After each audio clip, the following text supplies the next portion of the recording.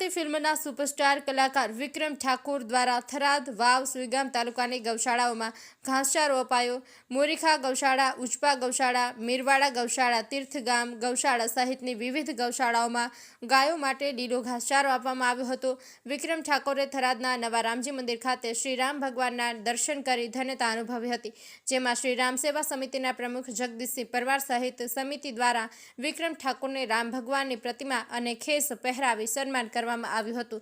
તેમજ જે ગૌશાળામાં ગયા ત્યાં વિક્રમ ઠાકોરનું ગૌશાળા ટ્રસ્ટીઓ અને ગ્રામજનો દ્વારા સ્વાગત કરવામાં આવ્યું હતું અને વિક્રમ ઠાકોરને ગૌશાળાના ટ્રસ્ટીઓ અને ગ્રામજનોએ આભાર વ્યક્ત કર્યો હતો કે આવા કપડા સમયમાં પણ તમે ગાયો માટે આટલું બધું મોટું દાન આપી રહ્યા છો। ઉચપા ગામના સરપંચ અને ભુવાજી અને મંજીજી રાજપૂત સહિતના ગામના આગેવાનો દ્વારા તેમનું સ્વાગત કરવામાં આવ્યું હતું અને તેમનો આભાર વ્યક્ત કરવામાં આવ્યો હતો।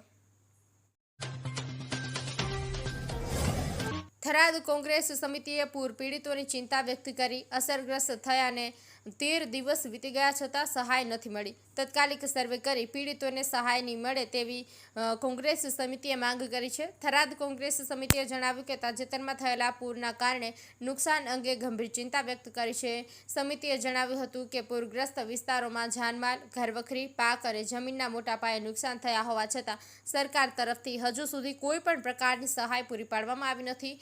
સમિતિએ આક્ષેપ કર્યો હતો કે ઘટનાને 13 દિવસ વીતી ગયા છતાં હજુ સુધી અસરગ્રસ્ત પરિવારને કોઈ નક્કર સહાય મળી નથી।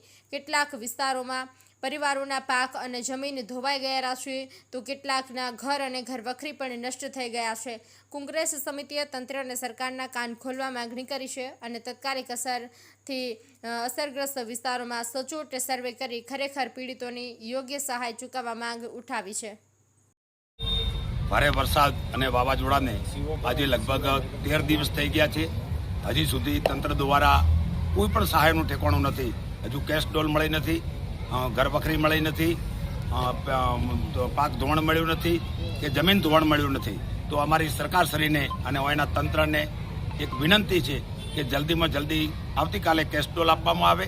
જે લોકો બેઘર થયા છે એમને ઘરવખરી આપવામાં આવે, જેના પશુઓ મર્યા છે એમને પૂરતી સહાય આપવામાં આવે, જમીન ધોવાણના પેમેન્ટ આપવામાં આવે અને પાક નિષ્ફળનું પૂરેપૂરું વળતર આપવામાં આવે એવી અમારી કોંગ્રેસ પાર્ટીની માગણી છે।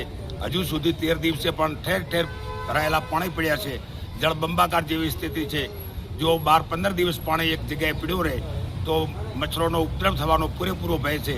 એટલે જલ્દીમાં જલ્દી પાણીનો નિકાલ કરે અને જલ્દીમાં જલ્દી દવાનો છંટકાવ કરે એવી અમારી કોંગ્રેસ પાર્ટીની માગણી છે। આ અમારો એક તાલુકાનો પ્રશ્ન નથી, પણ વાવ, ભાભર, સોઈગામ અને થરાદ આ 4 તાલુકાનો પ્રશ્ન છે અને ઘાસચારાનું જલ્દીમાં જલ્દી વિતરણ કરે એવી અમારી કોંગ્રેસ પાર્ટીની માગણી છે।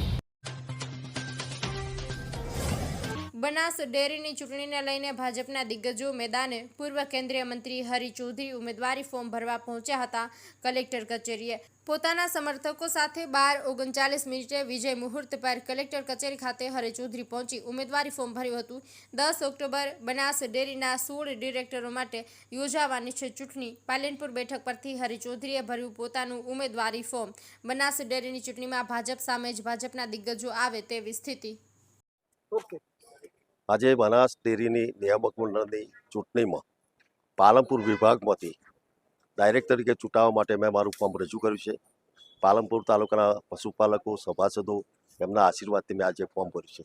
આમ પણ બનાસકાંઠાની જનતાએ સંસદ હોય, બનાસ બેંકમાં બિનહરીફ ડાયરેક્ટર તરીકે હોય, સંગઠન હોય, દરેક જગ્યાએ ભારતીય જનતા પાર્ટી અને બનાસકાંઠાની જનતાનો મારા ઉપર આશીર્વાદ રહ્યા છે। મને વિશ્વાસ છે કે પાલનપુરના પશુપાલકો, બનાસકાંઠાના સભાસદો બધા મારા પર આશીર્વાદ રાખશે અને હું પાલનપુર વિભાગમાંથી ડાયરેક્ટરની ચૂંટણી ભારે બહુમતીથી જીતીશ। પ્રદેશ ભાજપમાં પણ ઉપાધ્યક્ષ તરીકે કામ કરેલું છે અને પ્રદેશ ભાજપ પણ મને ઘણો આશીર્વાદ છે। આ વખતે પણ મેં ફોર્મ ભર્યું છે, પણ મારી પાર્ટી ભારતીય જનતા પાર્ટી પ્રદેશના આગેવાનો જે નિર્ણય છે મારા શિરોમાને છે, પણ મને વિશ્વાસ છે કે પાલનપુરના પશુપાલકો મને જીતાડશે। ડીસા એપીએમસીના તત્કાલીન ચેરમેન ગોવાભાઈ રબારીએ ડીસા એપીએમસીમાં કરોડો રૂપિયાનો ભ્રષ્ટાચાર કર્યો હોવાની રજૂઆત બાદ ગુજરાત સરકારના કૃષિ વિભાગ દ્વારા તપાસ કરી તેઓને ડીસા એપીએમસીને ₹4,11,18,553નું નુકસાન કરવા બદલ જવાબદાર ઠેરવી વસૂલાત માટે કેસ દાખલ કરવામાં આવ્યો છે।